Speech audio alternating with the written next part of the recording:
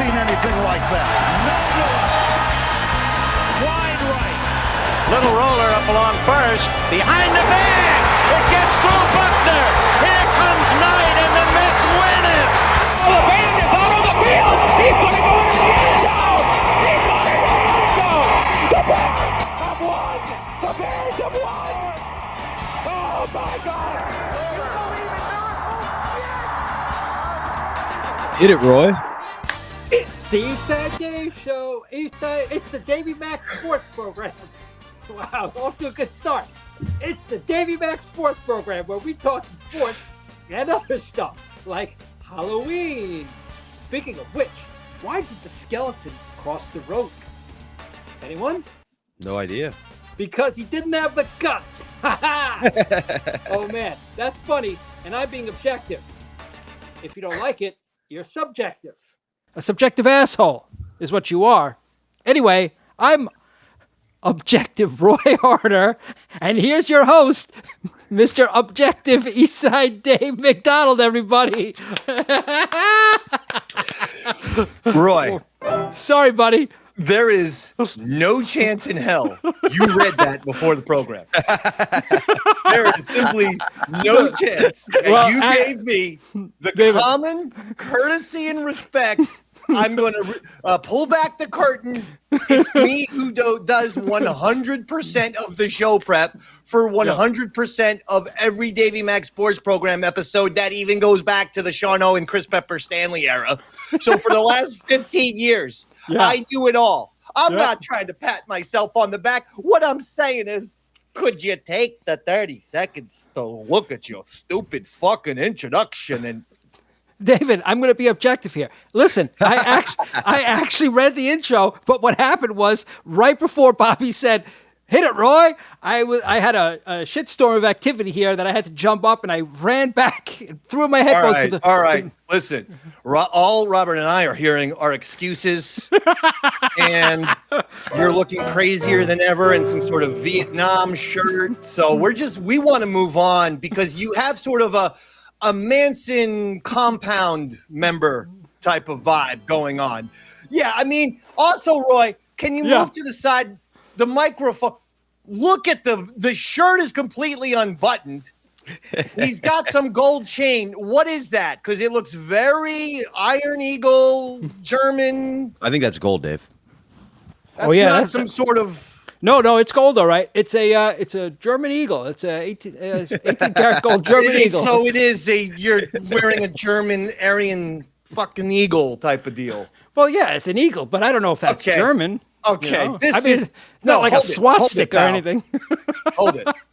This is the single scariest introduction of all time that you've ever done. Okay, it's a pretty bad one, David. I even got the show wrong. Yeah, you had a flashback where you called it the wrong. You thought we were at Compound Media for a split second back at the Eastside Dave Show. I told you that was just some sort of weird nightmare that never actually happened. We've been doing the Davey Mac Sports Program the last 15 years.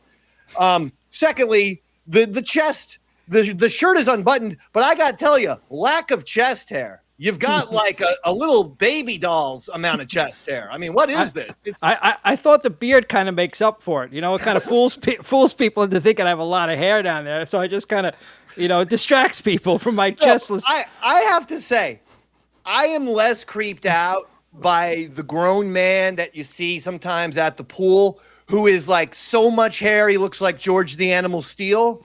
Yeah. I am less creeped out by adult men who are too hairy than adult men who have no hair. And I'm talking specifically about when I see another man and I look at their arms and their arms don't have hair, I go, this is some kind of weird freak that I don't want any part of. And I got to be honest with you, Roy, I hadn't intended on speaking about this, but your lack of chest hair is really disturbing me. I feel like I'm looking at that CGI'd Megan doll, like from the horror movie.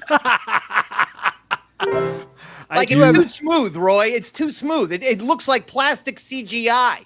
Yeah, I do have hairy arms though, David. So I got that covered there, buddy. I got chest hair. No arm hair is a sign of low testosterone. Good point. So you want to make sure you have high testosterone, hairy arms. Roy can't get it up. He can't get that dick up. The dick goes down. Oh no! His nails all the time because of the testosterone he don't have. He got no testosterone. At least you have an excuse, boy, unlike me. Yeah, buddy. am in a tremendous mood. I can tell, buddy. I'm in a Shot tremendous out of a mood, cannon. even though you guys need to understand something. You're not even aware of this. Uh-oh. I'm still in a tremendous mood, even though we had a guest cancel on us this morning. Actually, on us yesterday. Just yesterday. Oh, I know you don't like that, buddy.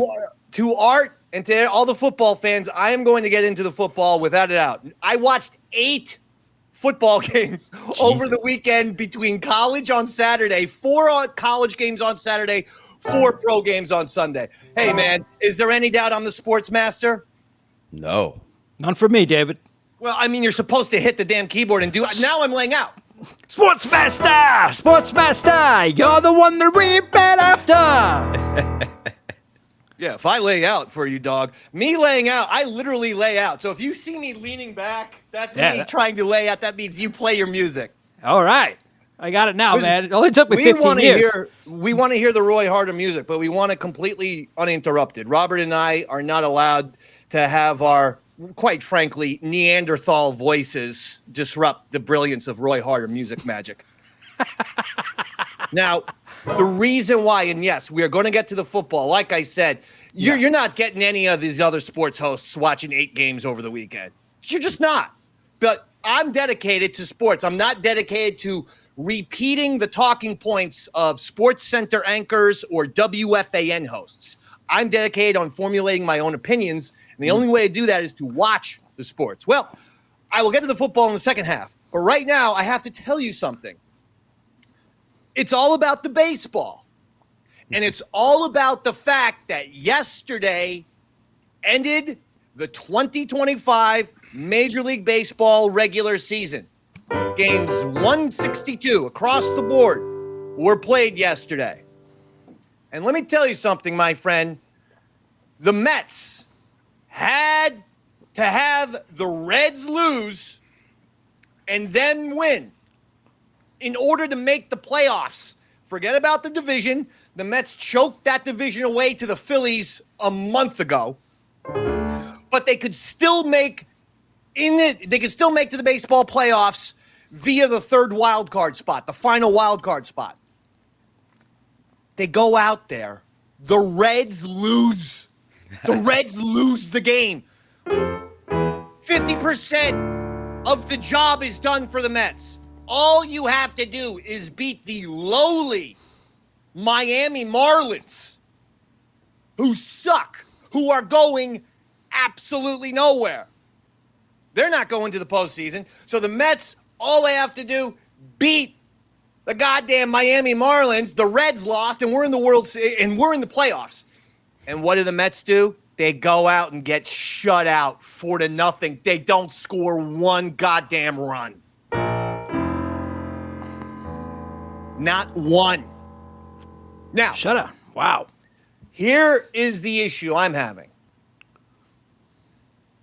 Every year when we have the NFL kickoff season, the football special, we bring in Chris Pepper Stanley. He's our football man.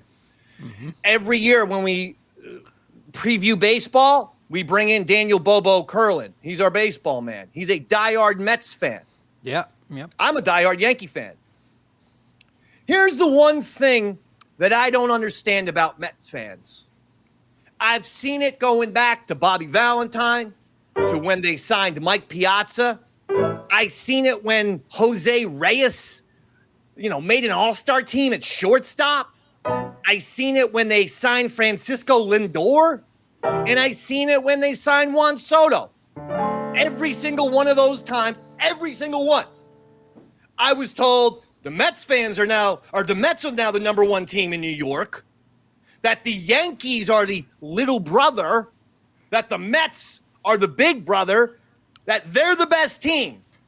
And every single season, the Mets choke like the dogs they are. Every year.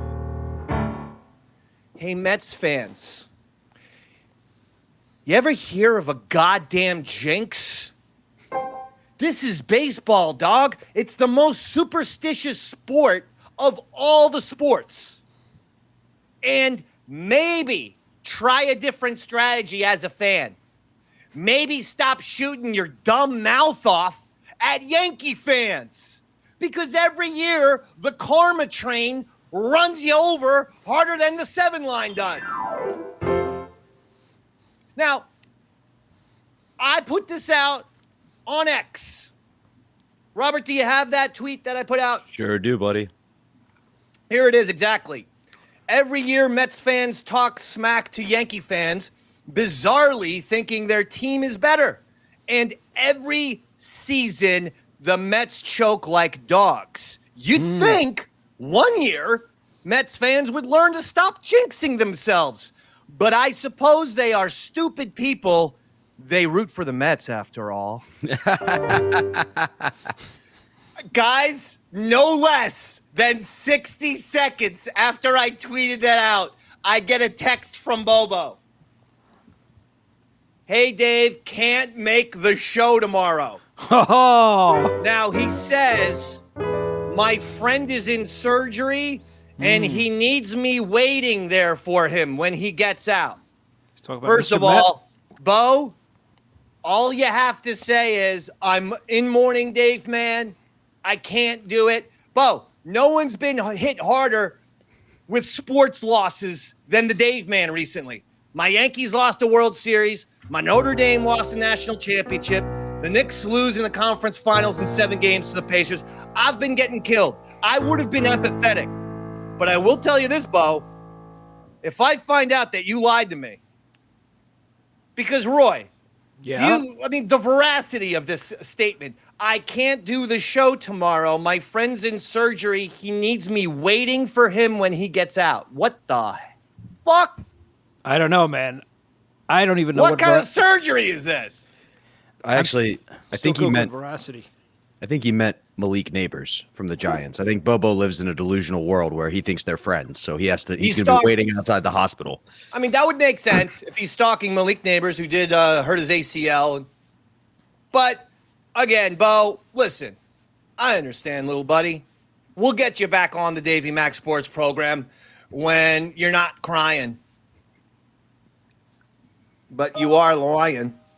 That's the problem. You're crying and you're lying. And that's the only issue. And listen, did I not, Robert, on the baseball special, did I not tell Bo, I'll see you back here when your team chokes like the dogs that they are and miss the playoffs? I think that's verbatim. In all honesty, Mets fans, your team is now choking because of you. No, listen, I know I truly am superstitious, all right? That's no BS. But I'm telling you, the Mets fans introduce this bad karma year in and year out where they go, oh, the Yankees are now the little brother. Let me explain something to you, you stupid lunkheads. The Yankees will never, ever, ever be the little brother in New York baseball. In fact, when the Yankees are on a run, the Yankees are the #1 sports team in all of New York City. Bigger than the Rangers, bigger than the Giants, the Jets, the Mets, even the Knicks. They're bigger than everyone. It turns into a Yankee City when they're on a playoff run, especially a World Series run. As someone who's lived in 4 of the 5 boroughs, I can tell you this, that the excitement was there for the Giants and Jets. The excitement's there for the Mets.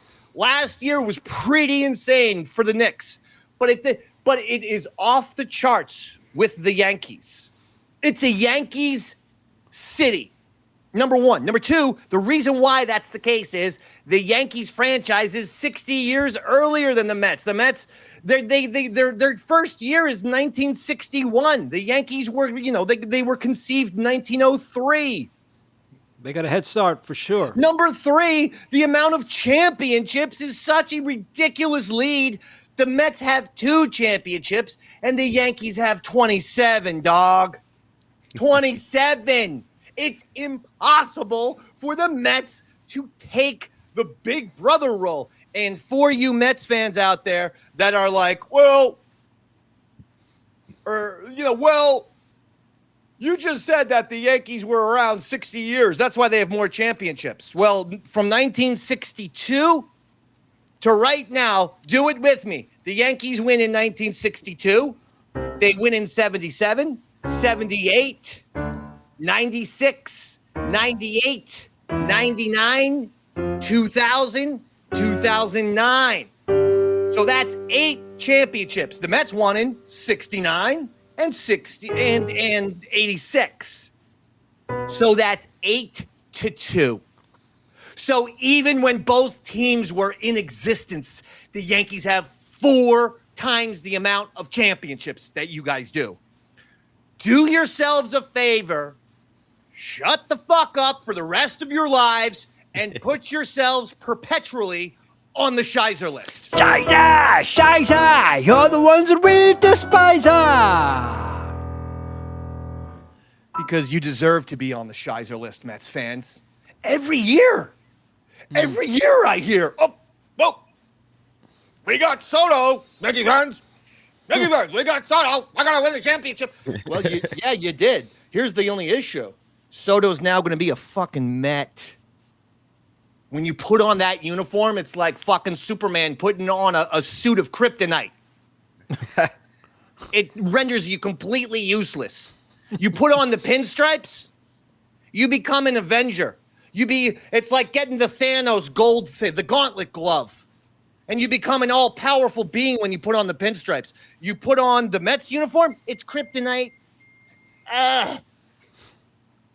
That's the exact point Shepardini's bringing up. He said, look at the Hall of Famers. You got Mantle, Ruth, Jeter, then you got what? Gary Carter, Piazza. Tom Seaver. Not even Piazza close. was on steroids. It's not even close. Yeah, I mean, and that's the other thing. I mean, Piazza's on roids. They let him in. A-Rod's on roids. They don't let him in. Big Poppy's on roids. They let him in. Clemens is on roids. They don't let him in. I mean, make it make sense, baseball. Just put the roids guys in. Can I adjust the Mets thing real quick? Isn't part of the fun of rooting for a team like the Mets or the Clippers, like being the little brother and being like, we never get the respect having that chip on your shoulder, so that way when you win, it's more exciting? Like, why are they trying to be the Yankees? Be the Mets. That's my point. As a Knicks, I have different fandom characteristics for my teams. Interesting. As a Knicks fan, I bring humility to the table. You know why? I've never even seen a championship. Because you have to. They won the last time they won a championship was in 1973. I wasn't born yet. I've been waiting my whole life. So I bring in humility. I bring in the reason why I go crazy on the Yankees is the Yankees are expected to win championships and should not be going 15, 16 years between championships. You have different ways of being a fan. So for the Knicks, I approach it with, I hope they can do it. I hope they can do it. But I don't go in with the arrogance of a Celtics or Lakers fan when those teams have 18 championships. Or I don't go, hey, if the Knicks win this year, hey, Boston Celtics, we're your big brother. You know how stupid that would sound? The Celtics would be like, we have 18 championships. Okay, congratulations on getting your third. Maybe It would get past be the Pacers first. Right.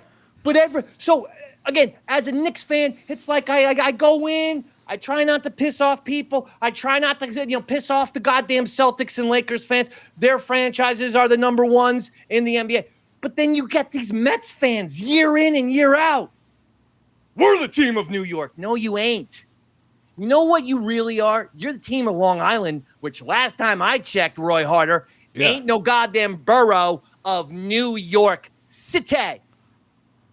It's true. I know they play in the Queens, but I lived in the Queens. I told you I lived in 4 of the 5 boroughs in New York. The only place I never lived was Staten Island, and that doesn't even count. Thank God. That's only where, fat old ex-mobsters live. And they dump the garbage. But I lived in Queens, Manhattan, Bronx, and Brooklyn at least 1 year. And even in Queens, I ran into more Yankees fans. And the Mets play in Queens. And I'm telling you, Earl Douglas lived in Queens his whole life. Mets fan. No. Yankees fan. Yankee fan. It's kind of like Israel versus Palestine, you know?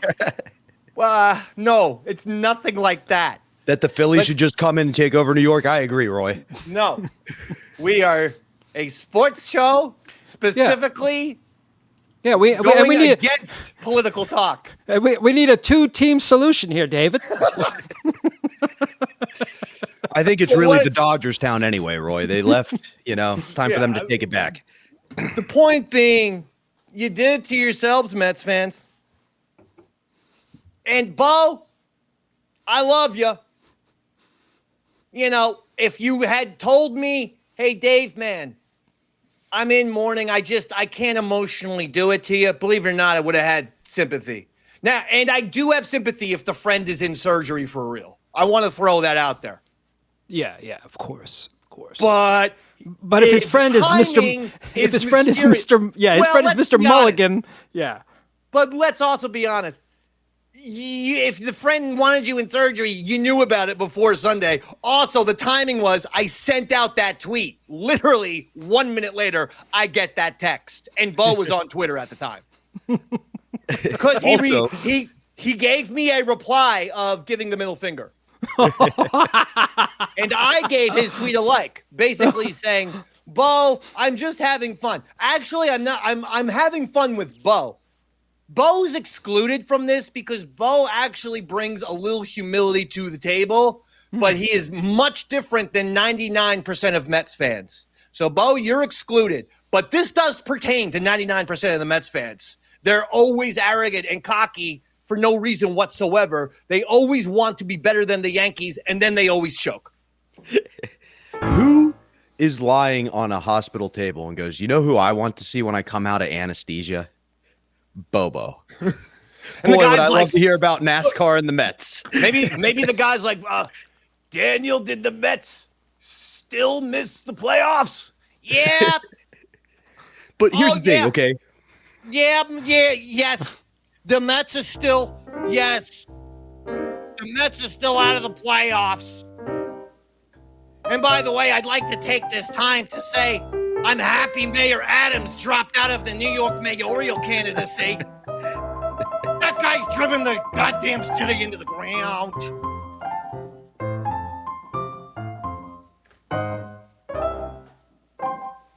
So, I want to show you a picture. I want you to name what these things have in common, Roy. A picture of Tin Man, I'm the pretty board good at this game Operation, the Star Wars battle droid, and the 2025 New York Mets. What do these things have in common, Roy? They are all male, David. No heart. No heart. You get half of what you needed. You get the Reds to lose and you get shut out by the Marlins. You have no heart whatsoever. And guess what, Mets fans? Your fucking team never has heart. Never. Hey, don't get mad at me. This is what you signed up for when you crowed because you got Juan Soto and you thought Juan Soto was what? Is Juan Soto going to turn into a 20-win pitcher? No. By the way, thank you for allowing us Yankees to get rid of Juan Soto because we replaced him with Max Fried and Cody Bellinger. So we got a 19-win starter who's going to top 2 for the Cy Young. It's him and it's Scooble in Detroit. And we got Cody Bellinger, who's had a great all-star season. Thank you. Great stuff. Thanks, Mets fans. By the way, how was Juan Soto's defense, Mets fan? Because in a critical game a few games ago, I saw him let a pretty much routine fly ball to the warning track go right over his head, cost your team the game. How you feeling today, Mets fans? You feeling good? Hey, Mets fans. I want you to look at my fucking eyeballs right now. Do you think you're ever going to cut your stupid fucking shit out where you think by getting one free agent, you're somehow going to be a better organization than the Yankees? You're never going to be over the Yankees in New York. As Robert said, embrace it. You're Rudy, man. You're the little train that coulda, woulda, shoulda. You're just chugging along.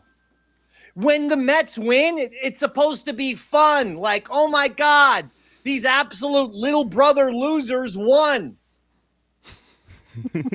Accept who you are.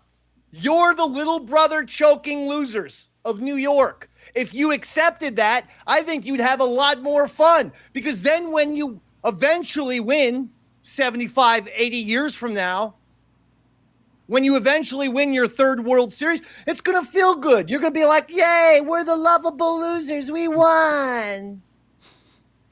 But every single time they get someone, they want to be like, we're better than the Yankees. We're the best team in New York. No, you're not. You never will be. You fucking suck. All right. That's it. I can't do it anymore. As for my Yankees, our playoff run begins on Tuesday.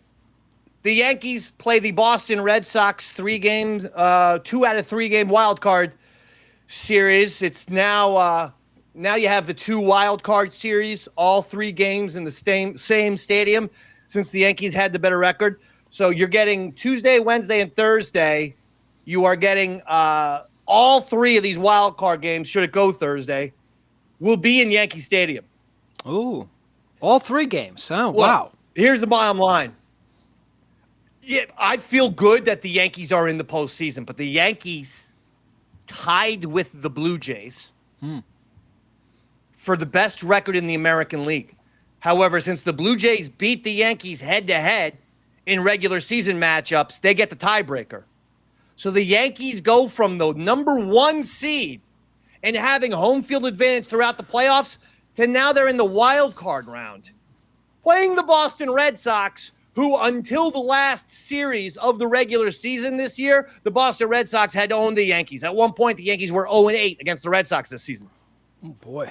So while I'm happy if the Yankees go out there and lose to the Boston Red Sox, and we'll know next Monday if the Yankees have advanced to the divisional round or if the Yankees indeed are sunk. And if the Yankees lose to the Red Sox in the wild card round, don't worry, Bo. I'm not going to bash you and the Mets fans. I'm going to bash Brian Cashman and Aaron Boone with every morsel in my body. I am going to come prepared next Monday with voodoo dolls, fire. I am going to have ancient Celtic wizards.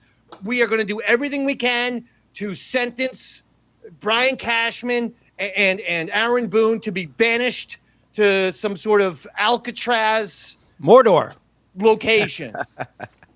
If they lose. If they win, you're going to see a very happy David on Monday. But I'm very nervous. Other series in baseball, and then we'll get to the football. Tigers at Guardians. By the way, predictions. Yankees, Red Sox. Let's go.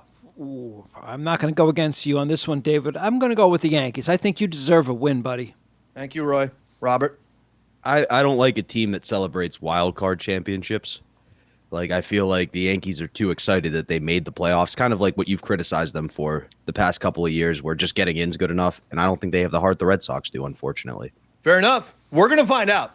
Historically I think speaking, Carlos Rodon's got heart. I think Max Fried's got heart. This is going to be a very stressful series. I'm just going to be honest with you. Historically speaking, when the Yankees have been in this position before, wild card in or out, how have they fared? The Yankees are kind of 50-50 in these wild card things. In the previous seasons, the wild card game, it was just one game. And the Yankees lost to Astros in a wild card game that I can recall. They lost to the Red Sox. Here, the bottom line is this. The last 3 times the Yankees and the Red Sox have met up in the postseason, I believe it's 2021, 2018, and 2004. Right. The Red Sox won all 3 times. Oh, boy, David. This is why I'm nervous. The Red Sox have beaten the Yankees the last 3 times, and the Yankees were 0-8 to start the season against the Red Sox before they finally got a couple games late in the year. Right? And if the Yankees go out there and lose a wild card series to their hated rival, their eternal rival, the Boston Red Sox, that's it. Wow. Cashman and Boone gotta go. I'm sorry. Yeah. I'm sorry. And then all the focus will be against the Yankees. Don't worry, Mets fans. I'll destroy the Yankees should they lose this thing against the Red Sox. But right now, the Yankees are in the postseason, so and I'm a Yankee fan. It'd be stupid of me to destroy them now. So I have to destroy you because your team is horrible. And year in and year out, you never learn that your team is horrible. You don't learn that your team is going to choke. The Mets in daylight savings time, right? Spring ahead, fall back, right? That's the Mets story. Every year, they have a great first half. They have the best record in the league. We're hearing the Mets are a World Series lock, and then every year they collapse in the second half. Yeah. I mean, honestly, I'm not even sure there's another team that's choked as much as the Mets in recent years. Let's not forget, in 2007, they had a 7.5 game lead with 17 games to go. And they blew it. Now I sense your apprehension. That means nervousness. So you don't have to Google it. Tigers at Guardians. Winner plays the Seattle Mariners. Who do you like? Ooh, you know me. I always go with the Tiger in situations like this, David. All right, Robert. I got to disagree with Roy here. And I want to give the Guardians some of their flowers here. They did the most impressive comeback we've seen in baseball in my lifetime. They were back as many games as 11 to the Detroit Tigers, came back. Now they get to host them. And a lot of people don't remember this. The Tigers is who beat them and celebrated right when they finished their 10-game slide where they were falling back in place. And I think this team is the opposite of the Yankees and the Mets. They're fired up. They're ready to play baseball. They got no quit in them. I like the right, fair. Well, look who Reds came at prepared. Dodgers. Reds at Dodgers. Who wins? Roy? Why don't we let Bobby go first since he knows all the answers? I'm going to go with the Dodgers. I think baseball likes a Los Angeles team more than a Cincinnati team to keep playing baseball. So I think we're going to see some tight strike zones for those Dodgers. Well, all right. I mean, that didn't preclude us from getting a Texas Rangers, what was it? Texas Rangers, Arizona Diamondbacks World Series a few years ago. Yeah. The least watched World Series of all time. I don't think baseball plays like that, which, Roy? Yeah. Ohtani's still in the league. Reds or Dodgers, Roy? Please. Reds or Dodgers? I'm going to go with the Reds because Bobby went with the Dodgers. Okay. And Robert, finally, Padres at Cubs. You know what? Give me the Cubs. I know the Padres have been playing hot baseball. Everybody thinks they're the ones to beat, but honestly, the Cubs, it's Chicago, it's October. Let's see something magical. Fair enough. Roy? Don't like the Padres at all. But I don't even like the name, actually, David. So I'm going to go with the Cubs. It's a very nice name. It's concise. Shows baseball. Padres, I feel like I should call ice. Going with the Cubs on that one, David, in case you were wondering. Fine. We're going with the Cubs. All right. And just so you know, Phillies obviously awaiting the winners of the Reds-Dodgers. The Brewers are waiting for the winner of Padres-Cubs. The Blue Jays play the winner of the Red Sox-Yankees. And the Mariners play the winner of the Tigers-Guardians. And that's your Major League Baseball postseason. So looking forward to it. Hopefully we're going to be discussing the New York Yankees in the divisional round next Monday, as opposed to me bashing them for a half an hour straight should they lose to the Boston Red Sox in the wild card round. And I'm telling you, I'm going to come. I will be furious. Next Monday. I know you will be. I can't. In a weird way, not to offend you, David, but in a strange way, I kind of hope they lose. It's you're on fire when you're upset. So Roy, in a weird way, I'm a little bit. Please, Roy. I need a win, though. I can be on fire. Yeah, I know. I can be on fire in a happy, jubilant way, too. It's true, but we get a lot more views when you lose. Well, I'll say this. Then I'll make the today's episode. So if we get views because of negativity, the Mets are a bunch of choking losers. That's today's title. That's today's episode name. So, speaking of that, Dave, now that we're bashing the Mets one last time, did you see the tweet somebody sent us with how much money each team that made the playoffs spent versus the Mets on their payroll this year? Oh, right. Jethro. Yeah. Show that. Do you have that? Yep. Give me 1 second to pull it up here. But basically, it's just our buddy hilarious. Jethro gave us a fun statistic, which was if you added up the Cleveland, the Milwaukee, and the Cincinnati payrolls, they'd still be less than the Mets payroll. And keep in mind, all three of those teams are in the postseason. Wow. The Mets spent $314 million on their payroll this year. Cleveland was at $88 million, Brewers $97 million, Reds $98 million. That adds up to $284 million. And it's still $30 million less than the Mets. Three playoff teams combined payroll is less than the Mets. Yeah, Mets fans, you choked. By the way, hey, Mets, one final word. Your boy Steve Cohen that you're all happy about, he's George Steinbrenner Part 2.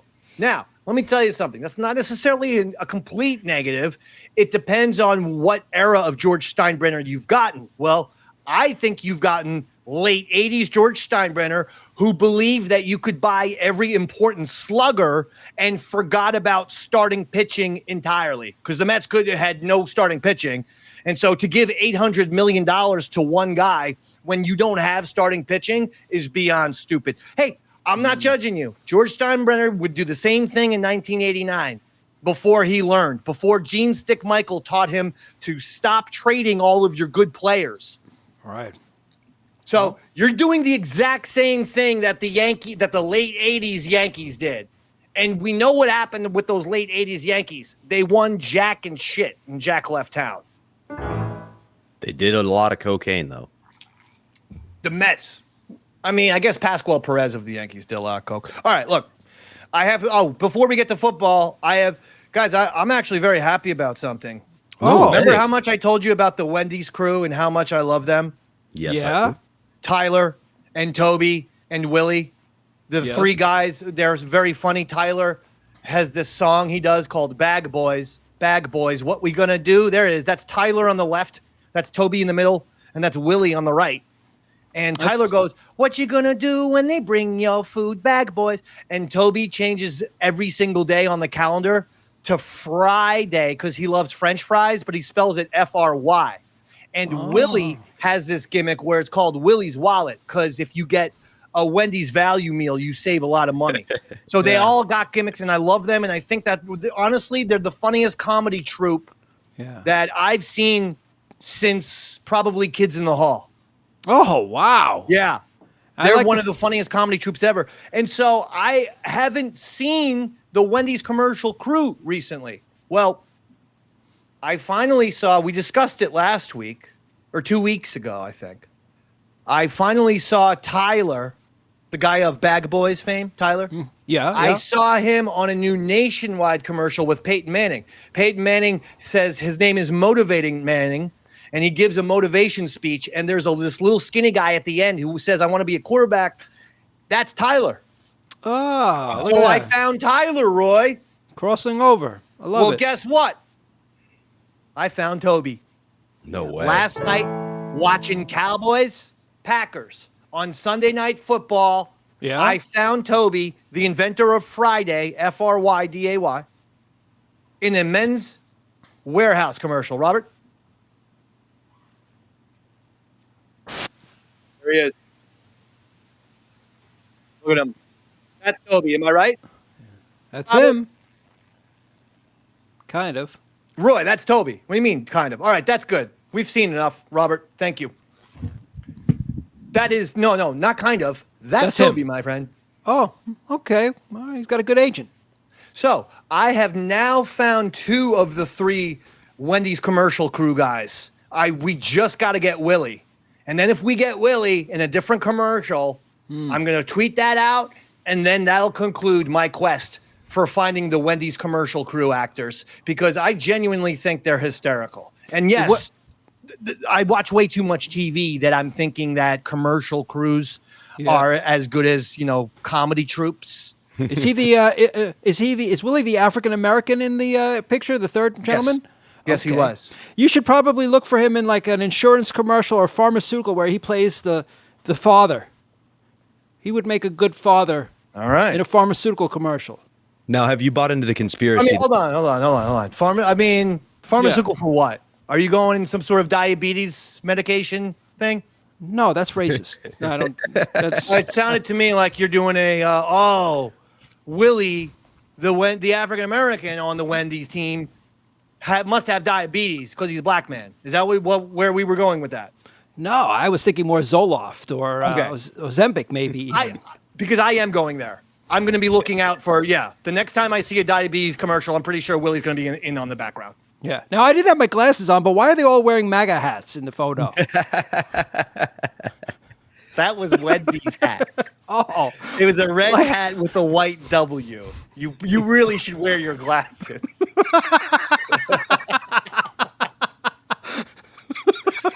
What, Robert? Robert's been trying to say something. Oh no, I think Roy may have beat me to the punch, but I was just going to point out. Did you hear that the reason the group broke up is they were tired of Willie's wallet game? They would steal their wallets and go, "It's mine now." God damn, Willie, give me my wallet back. Yeah. Willie's wallets is that, when people are online at Wendy's, he's going in their back pocket. Yoink. Oh, this is Willie's wallet. Oh, David, see? Now that's inappropriate, David. Roy. Yeah. I am so sick and tired of this kind of Aryan Nazi humor that you bring to the table, Roy Harder. No, you took my innocent statement and you made it such an evil thing. All right, now hold on. That's going to do it for that. Now listen, here's the one thing that Bo and I can agree on. This is why we actually are best of friends, because we both love the New York Football Giants. And they started our rookie quarterback, Jackson Dart, and we immediately won the game, 21-18. And I do think Jackson Dart, but here's the other guy, Scattaboo, the walking, talking case of CTE that he is, Cam Scattaboo. I call him constant concussion because he just walks around like this. Oh, he's already got the seizures going on. Yeah. He is a rabid dog. Oh, man. Yeah. But I'll tell you one thing. Yeah, I mean, I'm going to feel sorry for him probably at the age of like 50, 55, but dude's 23 years old. You bash that big, gigantic cranium into other football players, Scattaboo. He's like Ram Man from He-Man. Do you remember Ram Man from He-Man? How could I forget him? He was the best character. Literally used his head as a weapon. That was his defense mechanism. Same size. Cam Scattaboo is the same size as Ram Man. He could play him in a movie, for Christ's sakes. Between Scattaboo, between the fact that, we used number 3 or whatever pick for Abdul Carter from Penn State, and between this Jackson Dart, believe it or not, I actually have a little bit of optimism for the Giants. But here's the thing. I have optimism for the players.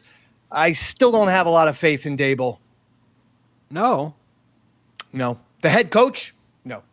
In fact, I would give anything I could to get the coach in Minnesota, Kevin O'Connell.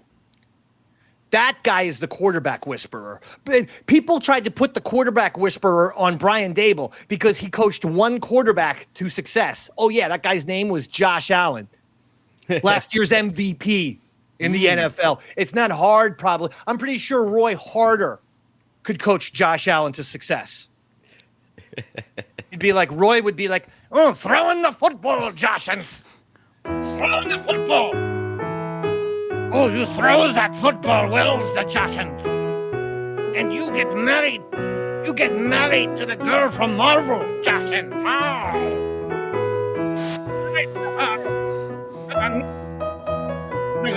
The girl who shoots the arrows." Yeah, Brian Dable had Josh Allen. That's why Brian Dable had success. That Kevin O'Connell can take on like literal sacks of shit and get a good quarterback rating out of them each Sunday.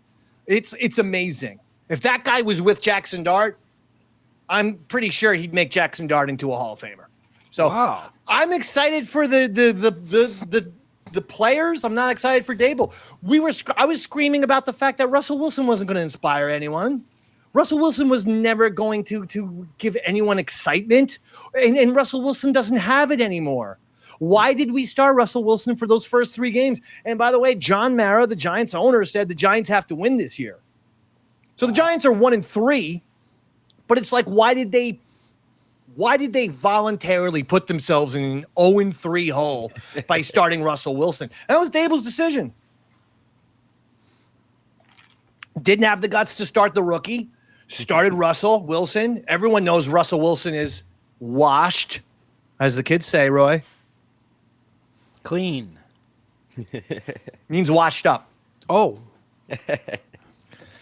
But by the way, don't you hate when people take existing words or phrase and just like shorten them, and then they think that that's like new slang? I'm going to give you a perfect example, because washed, it's like you're saving yourself one syllable. You can't say up. You can't say this guy's washed up. You can't. It's too hard. It's too much of an effort just to say the word up, a 2-letter word. It takes 0.1 second. It's the same thing with people when they go, ooh, this is delish. You can't say delicious. You're so busy. Your day doesn't have enough time that you can't say the third syllable in delicious. You need to save yourself time by cutting the last syllable off of words. Oh, it's delish. Oh, he's washed. I don't care for it. Say the whole phrase. He's washed up. Amen. I know that I got some problems with linguistics every once in a while. But what can I tell you, Roy? I got 780s on my verbal / English SATs. 780 out of 800. I'm basically a walking, talking, speaking genius. They put me on the same level as a Wordsworth or a Longfellow. How'd you do in math? They put me on the same level as Wordsworth. Or Longfellow.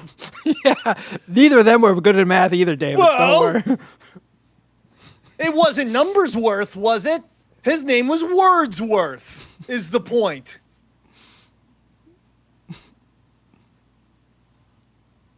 Yeah, I'm not giving you my math score. Screw off. Speaking of scoring, did you see what your new quarterback did the night before his first NFL start? What? He posted a picture of Madison Beer to his Instagram. Now you might say, who's Madison Beer? Oh, that's nothing other than Justin Herbert's girlfriend. Is this real, or were you scammed by the internet? No. It's all over Reddit. Now, it may have been somebody doing it to try to cause controversy, but for sure, there was a screenshot of Madison Beer on Jackson Dart's Instagram. Well, I like it. Is Madison Beer some sort of celebrity, or is she just a civilian? Justin Herbert's girlfriend. Justin Herbert is the quarterback of the Chargers, who the Giants played yesterday. So basically, he took the other team's quarterback's girlfriend and posted it on his story to be like,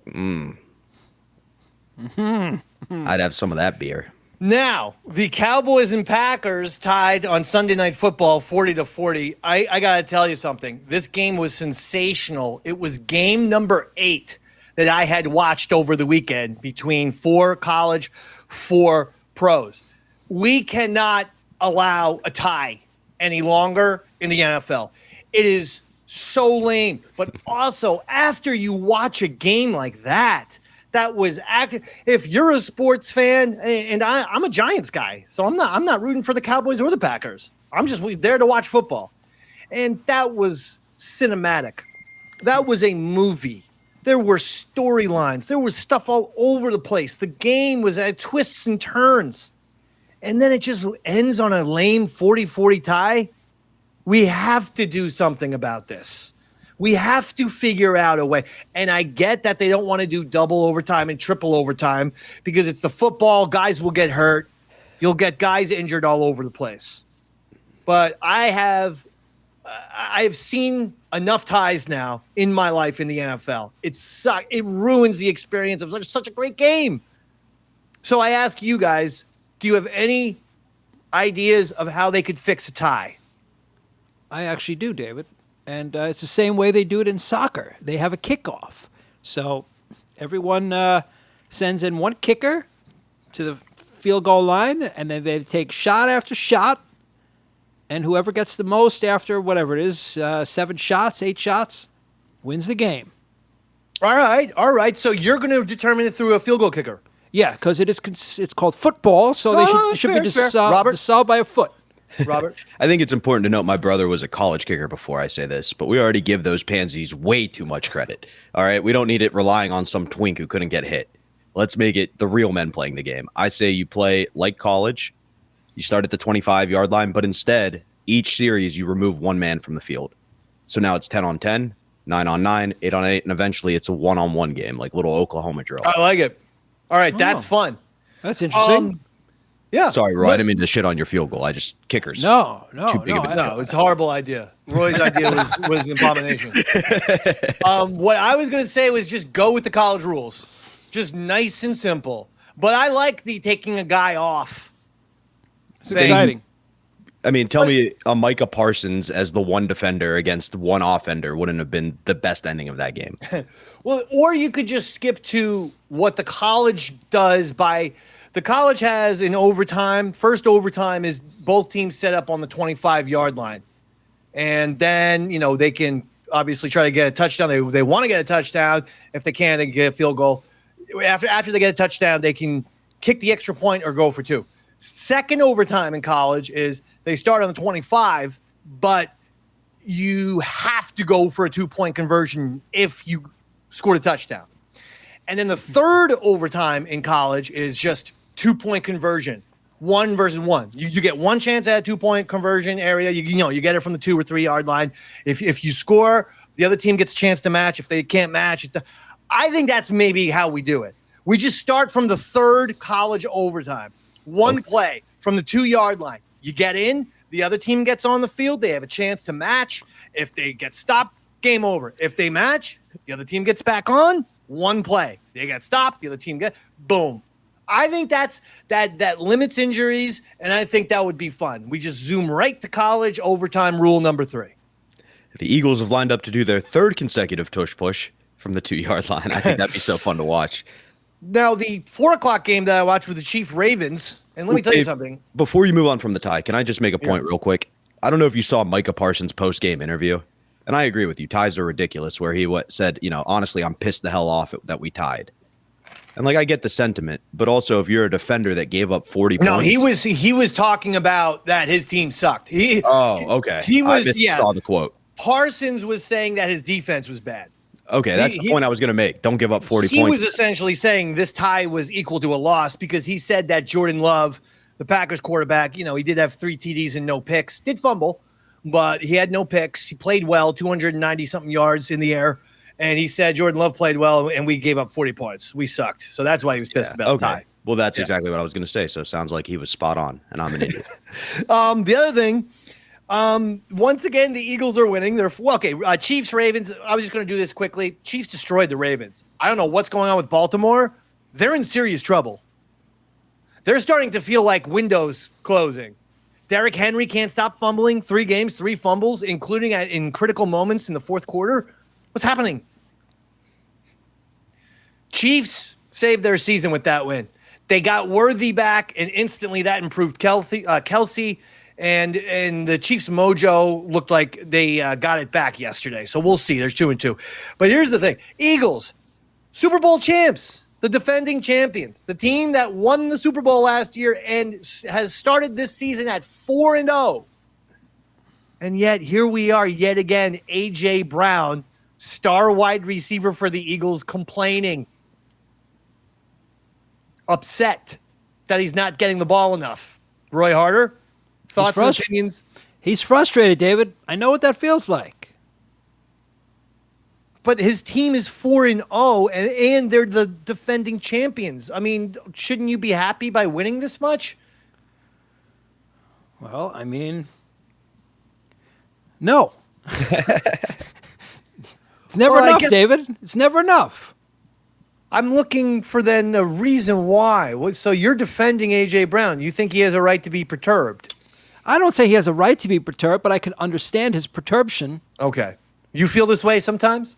Sometimes, yeah. Yeah, I do. Where? Unheard of, unheard, unlistened to.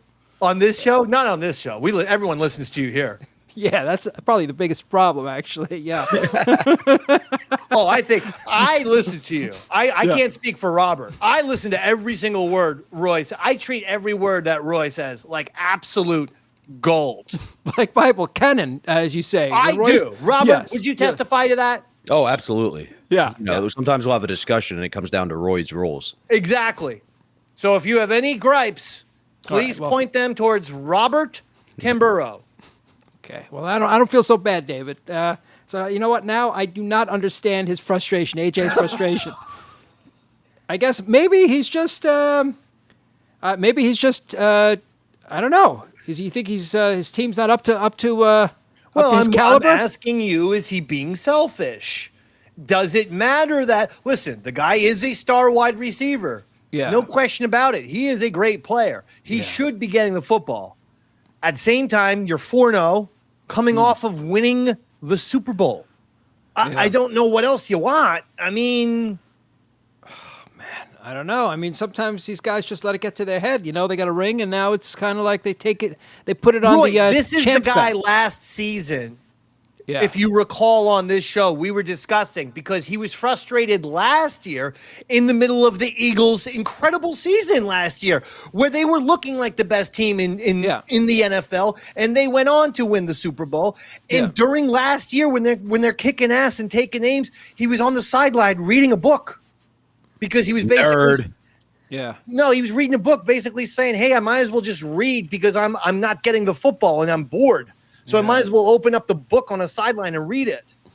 What was he Same reading? guy. What was he reading? The Art of the Deal, or it was a self-improvement book, believe it or not. was it really like was. Tony Robbins? It's one of those, something along those lines. Yeah. Okay. He's sitting there reading Deepak Chopra. It was one of those books of like how to be the best version of you. Oh man, I believe Rich Dad, Poor Dad. Yeah. Something like that. Or maybe it was Don't Sweat the Small Stuff. He had a remember when that was all the rage and like every coffee table in the United States of America had Don't Sweat the Small Stuff, and you're like, let me pick this up and see what I can. And it's like, if you're at a laundromat and you leave a sock in the washing machine, just let it go. It's a metaphor for life. You need to let things go. And I'm like, man, I fucking hate this father. That book got replaced by Oprah's The Secret. Remember that one? Yeah. So rather than like, if your sock doesn't, match or you lose your sock, just imagine you're wearing new socks and it'll all be good, Yeah, life isn't that easy. Yeah. It's not that quaint. If you're outside in the morning, take a little bit to listen to the sparrows in the sky and everything like that. Oh, well, I can't. I have to get to work. Fucking asshole. I just could tell that guy liked wearing golf shirts, had his hair, it was too bushy but parted to the side. He listened to, I don't know, he probably listens to Kansas.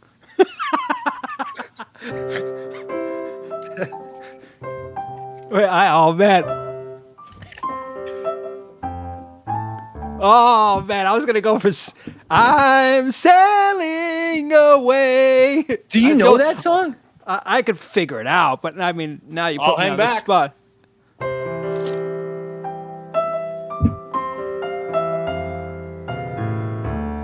It's gonna take me a little while to figure this one out, Dave. I'm no Kansas. Hey, Roy, you kind of learned an important lesson. Styx is more complex than we thought. Yeah. Roy, you sounded like I've heard some demos of Syd Barrett after he took all the acid and lost his mind. And they would Pink Floyd would put him in front of a piano. Yeah. And he would be completely why are there orange seagulls? And they would well, that's okay, Sid. Just play some piano chords. That's okay. Hey, David, did I ever tell you my Syd Barrett theory? No, my please Pink do. Floyd. Okay, so listen to this. So you know how the legend has Should we tell people? Hold on. Is it important to tell people? Does everyone know who Syd Barrett? He was the original founder of Pink Floyd, who was the guy who went crazy and really did go crazy. The basis for a lot of Pink Floyd albums, in fact, is Syd Barrett. He was the original songwriter of. He's the original songwriter. But the basis for "Wish You Were Here" for "The Wall," he's the guy who literally showed up one day, eyebrows shaved, head shaved. Basis for Pink Floyd. Well, actually, in the movie "The Wall." But So anyway, my theory is, do you remember that song "Shine On You Crazy Diamond"? That they were writing this song specifically. They wrote this for Sid, right? And then suddenly, everyone in the studio notices some guy sitting in the corner and says, "Oh shit, who's this guy?" And they suddenly realize, "Oh, that's Sid, right?" Yeah. I call bullshit on that one, because you mean to tell me that this guy suddenly just appears when you're recording that song? It doesn't make sense, David. It sounds like bullshit to me. Okay, well, let me explain. Yeah. The Pink Floyd was used oftentimes Abbey Road Studios where the Beatles were. And right. Syd Barrett literally lived right around the corner. Also, he had gained, Roy, they said, 100 pounds and had shaved his head. So if you look at Syd Barrett, 1967, Piper at the Gates of Dawn, right? Yeah. He's this really skinny, mop top, long-haired, psychedelic guy. But and then 8 years later, Roy, because Wish You Were Here is 75, the guy is 285 pounds, a shaved head. I don't think you would know. Full-blown schizophrenic. No, it's not that. I believe that he was, in fact, schizophrenic and all that. But how did he show up in that exact day? Did he just suddenly find himself in the studio? Because he lived right around the corner from Abbey Road Studios. I live right around the corner from the Apple Store. That doesn't mean that that I'm allowed to, show up and every time they announce a new iPhone. It just seems a bit strange to me, David. That whole story, that bit of rock and roll legendary lore is okay. Time out. Yeah. You, my friend, are not Steve Jobs. Well, if you were Steve Jobs, you could probably show up to an Apple store and everyone would be like, "Oh shit, look who's in here." The guy lived 2 blocks from Abbey Road Studios, is what I'm saying. He walked in. I don't care if he lives right above Abbey Road Studios. They're not going to just allow him into a session, unbeknownst some 250-pound schizophrenic with shaved eyebrows. 1975, we didn't have security. We didn't have any security guards. We didn't have any metal detectors. It was a different world back then. You just open the door and go in. I don't know. I still call bullshit because that just so happened to be he showed up on the day that they were recording his song. Come on. Seems a bit fishy. Don't you think, Feels David? like another brick in the bullshit wall. There you go. Yeah. The other, okay, so that's your football. No, NFL football. College football, Notre Dame beat Arkansas so badly they fired their coach after the game. That I enjoyed as a fan of the Irish. Oregon defeated Penn State. Let me tell you something about this Franklin, the Penn State coach. Robert, you went to Penn State. This guy is a choke artist, like any of the New York Mets. Put him in there with Pete Alonso, with Soto, with Lindor, with all of them. That this Franklin, he belongs with the Mets. Complete and utter choke artist. What say you? Absolutely. I couldn't agree with you more. He is a terrible game manager, terrible game coach. He's a hell of a recruiter, and he's great for the community. So if you look at when Penn State was really winning their games and at the top under Franklin, he had a strong offensive coordinator and a strong defensive coordinator. The offensive coordinator was calling the plays. Same with now it's him under control. He, like you said, he's a terrible game manager. That game in particular, he didn't even get him back. Drew Aller basically decided, I don't want to lose this game in the fourth quarter and got them back in it. I think he's the right guy to be like a general manager of the team, but he shouldn't be X's and O's. Agreed. Very let down by that Penn State loss to Oregon. Alabama beats Georgia, and now the Tide is back. They're 3-1, and they're going to be making noise. And then Ole Miss took down LSU in the other game. These are all the games that I watched. Lane Kiffin against Brian Kelly, heel versus heel match, as far as I'm concerned. But Ole Miss wins. Brian Kelly, former Notre Dame coach, he choked again in the big spot. And as a Notre Dame fan, I watch Brian Kelly choke often in clutch games, and he seems to have taken that choke artistry to LSU. So congratulations to everyone down at the Bayou. Now you have a choke artist coaching your team. From there. Just because I know you've gone through so much pain, Dave, for the Penn State game, I got to tell you, I had a show Saturday. Got done with the show, had a friend with me. We rushed to get to Dave & Buster's so we could watch the end of the game. Got there right as overtime was starting, just to watch Penn State choke it all away. And then she was like, you want to go play some games? I was like, no, I want to go punch a fucking wall. Yeah, it's no fun. It's no fun when you have a brutal loss. I'm just bracing myself for these next 3 days of Yankees Red Sox. Because if the Red Sox beat the Yankees in the playoffs for the 4th straight time, I'm going to lose it. And then, don't worry, Mets fans. Joe Shade, Brian Cashman, and Aaron Boone, and all the Yankees are going to be firmly in the crosshairs next Monday. If the Yankees beat the Red Sox, I'm going to be on cloud 9. I'm not going to lie. All right. Because if the Yankees beat the Red Sox, I'm going to start to get, it's probably fool's gold, but I'm going to start to think, well, if the Yankees were 0-8 to start this season against the Red Sox, and they just beat them, and this is after finishing the regular season on an 8-game win streak. So if the Yankees finish the regular season 8-game win streak, go out and beat the Red Sox in the wild card round, yes, I'm going to foolishly develop a lot of optimism and think the Yankees are going to win the World Series, which will set myself up for massive heartbreak and failure and devastation. You're sounding like a real Mets fan, Dave. I'm a Yankees fan. I root for the greatest team in the history of New York City, the New York Yankees. You know why? They've got more championships than any team in North American sports. So fuck you, Celtics, Lakers, Montreal Canadiens, so on and so forth. You all mean jack and shit next to the Yanks, who have 27 championships. And you want to tell me that the Yankees will ever be in danger of being the little bro to the Mets? Mets fans, do yourself a favor. Smarten the fuck up. You ever going to approach the beginning of a baseball season with a level head? Or are you going to keep talking trash to Yankees fans for the rest of your life and then keep experiencing painful, devastating losses like the one you had yesterday? You ever going to learn? No, because they're the little brother. That's what little brothers do. They talk reckless shit. They get their ass kicked by the big brother, and then they come back the next day and do the exact same thing. But at a certain point, I have to question then your intelligence, Mets fans. I have to. Because you're so stupid to do the same shit every single. I remember hearing people telling me Jose Reyes was better than Derek Jeter. I swear to God, in the year 2005, I had an argument with 3 Mets fans. I remember exactly where I was. I was at the Dublin House in Red Bank, New Jersey. It was a Friday, and I'm sitting next to 3 Mets fans who are like, Jose Reyes is better than Derek Jeter. I go, what are you fucking talking about? At this point, Jeter had won 4 World Series, Rookie of the Year, World Series MVP. But the Mets fans, they get like a little something good happens, and like a child, it's like, now my life is perfect. They remind me of Daffy Duck, who like finds a quarter, just 1 quarter, and he'll be like, I'm rich. You're like, no, you need a lot more money, Daffy, and you need to figure out how to get this money into a bank, because every time you find this loot, fucking Bugs takes it from you. That's right.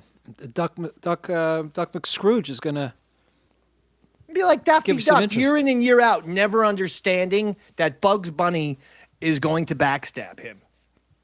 Like one of these years, Daffy, find the gold, put it in a bank. Yeah. I'll do it. Fun. Yeah. That will do it, gentlemen. Anything to plug, Roy? No, sir. Nothing this week. I got a nice mellow week ahead of me. I might be going to one of Bobby's gigs. Ooh. Maybe. I don't know.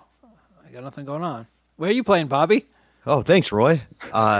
This weekend, I have a couple things in Central PA, but the following weekend's the big weekend, the state of Ohio. We are coming, me and Aaron Berg. October 11th, we will be at the Attic in Columbus. October 12th at Hilarities in Cleveland. Buy your tickets now so we can come. Oh, that sounds like fun. Okay. You'll come too? Road trip, the 3 boys? Oh, I'd love that. I would love it. I mean, if it's an all expenses paid trip, like the one you win on Press Your Luck, I'll go. Okay. It could be. We're gonna crash at my aunt's house. I'm gonna drive. A lot of McDonald's and Subway. Hey, you know what I just learned? I just realized. Why would they say, when you do press your luck, no whammies, big bucks, stop on an all expenses paid cruise to the Caribbean. It's like, well, yeah, I'm not going to win a Caribbean cruise where I have to pay myself. Well, I think what they mean, because here's the thing. When they give away cars and, big ticket items like that, you have to pay taxes on it. So sometimes people end up owing money on the shit that they win more than they have. So it's when they say all expenses paid, I think that's a bit of a legal disclaimer that says we'll cover the taxes and whatnot. I think they have to say that. I see. Or are they covering, or they saying that because they're going to cover the expenses, but not the taxes? Could quite possible there too, David. Yeah, because a trip, I don't know, you don't get taxed on a trip, right? You just get, I don't know, maybe some kind of all-inclusive resort. It's you're covered. Anytime I'm watching Press Your Luck, I'm always hoping for the money and never for the cruise to the Bahamas. Yeah. I would be so upset if I was on Press Your Luck and I couldn't get the big bucks. No whammies. That's big bucks, no whammies, big bucks, no whammies, big bucks. Stop on a $2,500 Mitsubishi scooter. Yes. You owe the IRS $7,000 when you walk out of here after you win this. Why don't they bring that show back? Good question. I think I would love to be the host of Press Your Luck. I'm a big fan of that game show. That was a good one. Who was the host of that game? That was Peter Sakarjian or something. So there was no Me Too shit behind that, was there? It was straight up. No, it was a show that went away. It was one of those things. Okay, all right. They brought it back with that blonde lady who directed Charlie's Angels, and then when it completely bombed, she blamed men. For not seeing it. Do you know who I'm talking about? What's her name? She's the host of the new Press Your Luck, but it's not like an everyday game show. It's like 3 times a summer, there'll be a special Press Your Luck episode on ABC. And I'm like, no, this isn't it. Press Your Luck's got to be day in and day out, dog. Yeah. That's how I live my life. Pressing my luck every day. Pressing his luck, yeah. Elizabeth Banks is who you were looking for. That's it. Thank Elizabeth you. Banks. She's the one. She's the new host of Press Your Luck. But again, 3 episodes of Press Your Luck a year is not a show. That's a special almost. Yeah, that's what they used to record in a day back in the day. 3 shows in a day. It's ridiculous. How hard is this? Have you seen the new game where you drop balls down the chute and then it ends up you either get money or you lose money depending on the questions you answer? Plinko. Price is Right. It's the same idea, but it's a giant game. I think they call it The Wall. Oh, well, then they're ripping off Plinko. But here's the thing, Dave. You drop a live ball, and for the first 2 rungs, you can see the ball, and then it's a computer image. So they can just control where the ball lands. Oh, it's the most rigged shit I've ever seen. It's like... That's bullshit. Come on. I would 100%, if I was a contestant, I'd be suing that place. Yeah. I swear to God. I'd be suing. No. In Plinko, at least you see the little disc go from the top of the board down, and hopefully it gets into the $10,000 slot. Absolutely. By the way, I think I was watching Prices Right the other day. They've changed the Plinko price. I think if you get the middle slot, it's like $25,000 now. Oh, yeah? Finally caught up with some inflation. Yeah. Drew Carey. Giving that fucking money away, baby. You should get yourself on a game show, David. Make some cash. I would love to be a game show host. I've told every network. No, not a host. I'm talking about a contestant. Hosts don't make the money. You only win if you're a contestant, David. Well, that's true. But see, it have to be the right game show. I feel like I would do well on Press Your Luck, because the trivia questions, let's be honest, are for kind of, somewhat stupid people, right? I'm not going to be great on Jeopardy, even though every once in a while I'll have a good Jeopardy showing because I do watch that. Price is Right, I would be confused because the Price is Right prices are like prices from 1996. Right. I've gone into the store and I'm like, this is not how much, the fucking, one of those spray bottles, Fantastic these days. These days, Fantastic is like $7.99. They have Fantastic listed at like $2.99. I'm like, it's not $2.99. They recently actually had to update all their prices because a guy watched the game with his wife every day and memorized the prices and got a perfect score. Like he didn't miss a thing because they kept recycling the same prices and everything. They always have the same prizes and they keep the same price. So yeah, That's like I would do well Bobo thing. at Price is Right. I definitely would. I think your game's American Gladiators, Dave. Oh, that would be great. I would love to compete. Mr. There. Sports, all you. I would love to. I would dominate. In Joust, forget about it. I'll take down whatever giant meathead they have put in front of me because I know that it's more a game of balance and dexterity rather than power. And these stupid muscle-bound, jacked-up steroid users on the American Gladiators, they're trying to chop you with the thing. No, just use your dexterity. That's all. If you were a contestant on Who Wants to Be a Millionaire, who would be your call? Your one call? Wouldn't be either of you. I'll tell you that much right now. That's good. That's smart. Smart, yeah. No, if it was a sports question, I might go Daniel Bobo Curlin, especially if it had something to do with the Mets choking. 60-second time limit. Well, I don't know. My brother's pretty smart. I'll go with one of my brothers. I was going to say, if you go to Bobo, there's a pretty high probability that he won't answer the phone when they go to him. Yeah. Your lifeline is not answering his phone, David. I'm sorry. David, your lifeline says he's upset at you for a Mets tweet you did a month ago. Yeah. So this is pretty awkward. We are on live television. Anybody else? Yes. Could you call Big A, Andrew Gold? He's my second lifeline. And the time starts now. Andrew David must really like you. You're his second lifeline. Andrew, please spell Kazakhstan. Of all the questions. You had... And time is up, David. Okay. All right, that will do it. Listen, a lot's going on. Wish me luck. Wish the Yankees luck. They need the luck against. The Yankees must beat the Boston Red Sox. Otherwise, there's going to be hell to pay for Brian Cashman and for Aaron Boone. You can't get away with choking in the playoffs year in and year out. But to lose to your hated rival can't happen. Can't happen. If Boone and Cashman want people off their backs, win this series. Win this series. I think Yankee fans are actually kind of like not as harsh on Boone and Cashman this year because they lost Garrett Cole to an injury and they lost Soto to the Mets. But that goodwill goes away when you lose to the Red Sox. It goes away. And they've lost the last 3 times to the Red Sox, as we mentioned, in the playoffs. So they have to win this series. And I'll do it. For Roy Harder, for Bobby Tamburo. My name is Eastside Dave McDonald. Good night, everybody.